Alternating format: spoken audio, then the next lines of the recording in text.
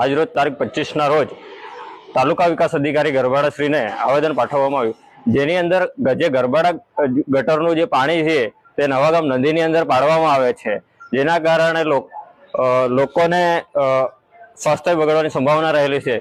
જે પાણી ગરબાડાના નગરજનો પણ પીવે છે, પાટા ડુંગરી જળાશયમાં જાય છે, તે દાહોદ શહેરીજનો પણ પીવે છે, જેના લીધે લોકોનું સ્વાસ્થ્ય ખરાબ થઈ શકે તેમ છે। તેમજ નવાગામ ના લોકો ત્યાં કપડા તેમજ ધોવા જતા હોય છે, ઢોર ઢાકર તમામ પાણી પીતા હોયેલું છે, જે તાત્કાલિક ધોરણે બંધ કરવામાં આવે અને જે કામકાજ અત્યારે ચાલુ હોય, અગાઉ જે ભુર્ગ ગટરનો જે બાયોગેસ પ્લાન્ટ બનાવવામાં આવેલો છે, જે તે જગ્યા પર જે તે સમયે તે બનાવેલું છે, તેનો સદુપયોગ કરીને ફરી રિપેર કરીને તેનો ઉપયોગ કરવામાં આવે તેવી અમારા ગ્રામજનોની રજૂઆત કરવામાં આવી તાલુકા વિકાસ અધિકારીને। આપનું નામ? રાઠોડ પંકજ।